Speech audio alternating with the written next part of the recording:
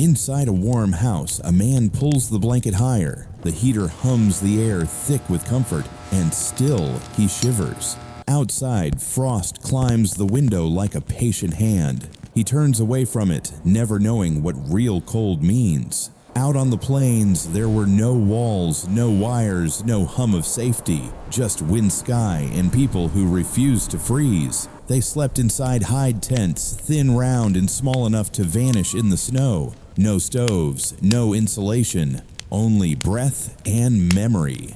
How did those tiny teepees keep life warm when the world was made of ice? Tiny walls, open ground, no comfort, and yet they lived. Out on the Great Plains, the wind never stopped. It crawled across the grass, low and endless, carrying the sound of distance. Snow moved sideways, not down carving ridges that shifted like ghosts in slow motion. To the Lakota and Mandan, this was not emptiness. It was a map. There were no trees to hide behind, no cliffs to lean on, no mercy in the open. A mistake in placement meant death before sunrise. So they learned to listen not with ears, but with patience. They watched the grass lean the smoke bend, the birds vanish before the storm. They didn't fight the wind, they read it. Each teepee was placed with intention, never random, never hurried. Behind low ridges beside snow mounds, sometimes ringed by stacked hides that caught the air just enough to slow it down.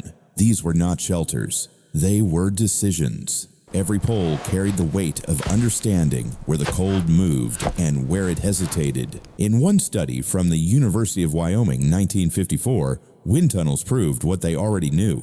A 10-foot snow wall could cut wind chill by 15 degrees. The old ones didn't need a number. They could feel it. They knew when the wind turned from voice to knife. Shelter began long before the first pole was raised. It started in the eyes and the silence before building. To survive was to see the land not as enemy, but as teacher. They didn't build against the storm. They built with it. From the outside, a teepee looked fragile, just poles, hides, and smoke curling through a hole in the top. The wind clawed at its sides, snow crept under the edge, and still the fire inside kept breathing. To anyone watching it, seemed impossible thin skin against a frozen world. But to those who lived there, it was alive. The danger wasn't the cold. It was the air itself. Too little flow, the smoke would choke you. Too much, and every ember would die before dawn. Somewhere between breath and silence, they found balance. They built with instinct, not blueprint. At the base, a narrow gap let cold air crawl inward. At the top, flaps could open or fold with the pull of a pole guiding the smoke like a river through stillness. The fire drew air, the air fed the fire, and the warmth circled low, a living heartbeat made of wind. In 1936, the Smithsonian rebuilt those same teepees for field tests. They measured the flow, the heated the rise and return of air, what the elders already knew without numbers. A single flame, no larger than a bowl, could keep 6 people warm till morning. No drafts, no suffocation, just balance. Warmth wasn't trapped there. It was guided, breathed, shared. The teepee didn't defy the wind. It spoke to it. And like its people, it learned how to live between the storm and the fire. The ground was the first enemy. Frozen hard, it stole heat faster than air ever could, a silent thief beneath their sleep. Even fire could not reach it. Flames rose upward, but cold crept from below. To lie directly on the earth was to surrender warmth, one heartbeat at a time. There were no wooden floors, no insulation, only the memory of animals and the hands that learned from them. So they began to layer. Willow mats, woven tight buffalo hides, spread thick reeds, braided into a soft breath between body and ground. They built warmth upward from dirt to skin. Closest to where they slept, hides were doubled fur against fur. Beneath stones, heated in the evening fire, were wrapped in raw hide buried shallow and left to hum through the night. By dawn, the earth exhaled what it had held, a low living heat. Archaeologists still find proof of it. Mandan Lodge excavations from 1936 revealed blackened stones and hide residue pressed into clay floors, fingerprints of fire-meeting soil. Modern tests show that those simple layers could hold up to 40% more heat through the night. But they didn't need a number to tell them it worked. They could feel it in the morning breath that rose from the floor. They didn't just sleep on the land, they built with it. Even the dirt had a purpose, not dead, not cold, but patient. The ground wasn't their enemy.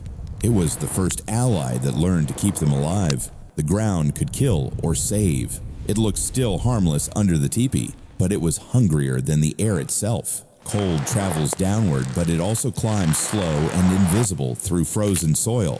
Lie too close, and the earth would drink the heat straight from your bones. There were no floors, no insulation, no barrier between skin and frost. Every night, they built warmth from what lay beneath their feet. They started with willow mats woven thick and tight. Then buffalo hides, fur layered toward the body reeds, pressed soft between. They made the floor breathe.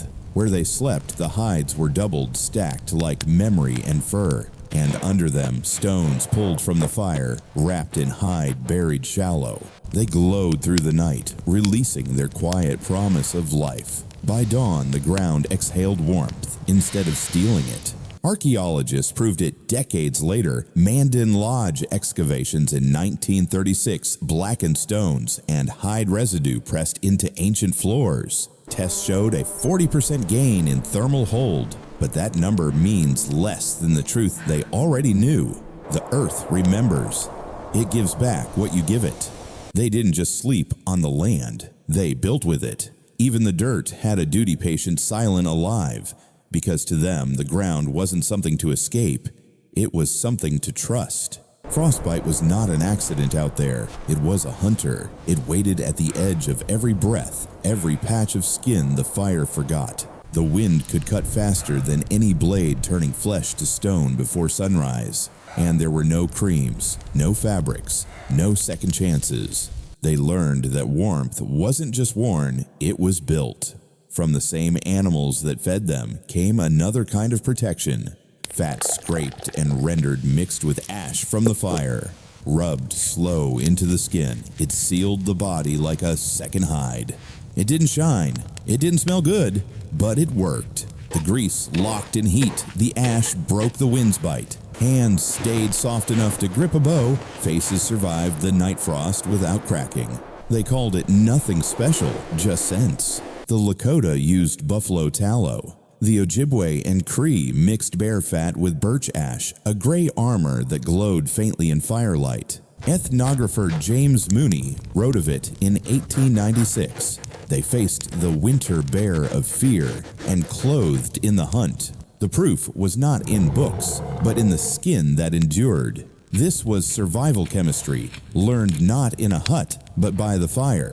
A lesson written in bone and grease when every ounce mattered, because the same animal that filled their stomachs also warmed their skin.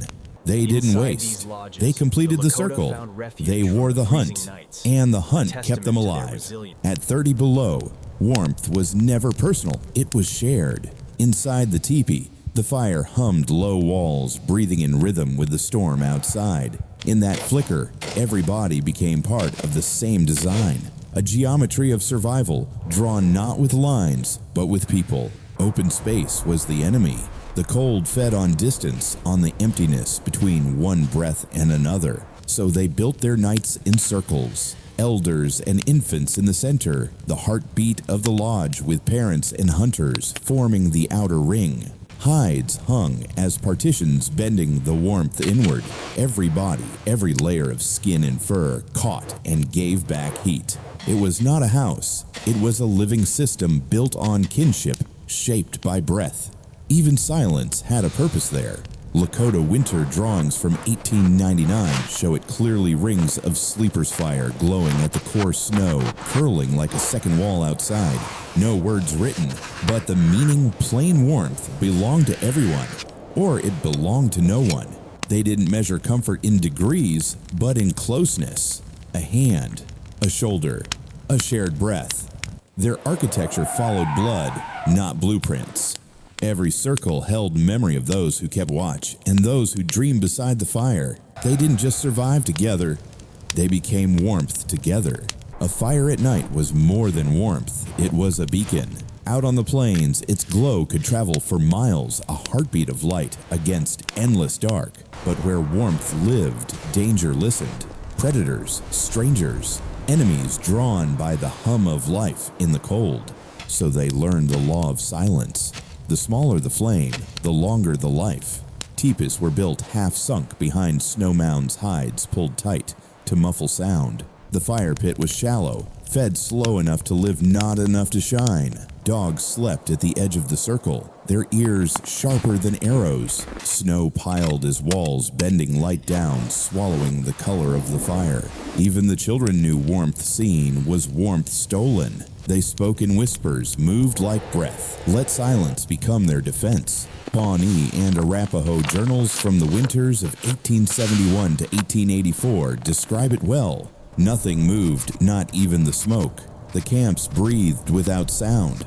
Invisible villages in a white world safe because they looked like snow itself. They didn't guard the fire with walls, they hid it with wisdom. To survive wasn't to be strong, it was to be unseen. Because in the heart of winter, survival meant not being found. And silence was the warmest armor of all. They had no insulation, no steel, no power, only hide and windbone and breath, and still they endured. What they built wasn't technology, it was pattern. A quiet system of warmth where everything fire, air, body, and earth moved together. The teepee didn't fight the storm, it joined it. The wind that tried to kill them became part of the design. The cold that bit their hands taught them patience, taught them order. Each layer, each placement, each pause, nothing wasted, nothing guessed. They didn't invent warmth, they remembered it. The body knew, the land knew. The fire simply reminded them how, and when everything else froze, that memory kept moving. Modern comfort fades fast when the switch goes dark. But the pattern they carried still works. No wires, no walls, no fear. Because what they owned weighed nothing. Observation, respect, discipline. And those things do not rust. They do not die. Out there, they didn't conquer the winter. They listened to it. And in that silence, they found wisdom that still breathes, the kind that outlives the storm. The teepee glows faint in the dark, its light barely breathing through the hide. Not comfort, not luxury, just memory burning slow. Each ember, a choice, each spark, a story carried through storms. Even the smoke moves with discipline, curling upward, as if it still remembers the wind. Outside, the world is white and endless. The cold listens. The fire hums softly in answer, a heartbeat too quiet for fear. And in that silence, the people sleep unafraid, unseen, unbroken. When the fire dies, the warmth doesn't vanish. It lingers in the hides, the stones, the breath between sleepers. The night watches them, but it does not strike. Because the night never feared them, it respected them. Every storm has a teacher. Every ember has a name. And when the last light fades, the story stays. Stay by the fire.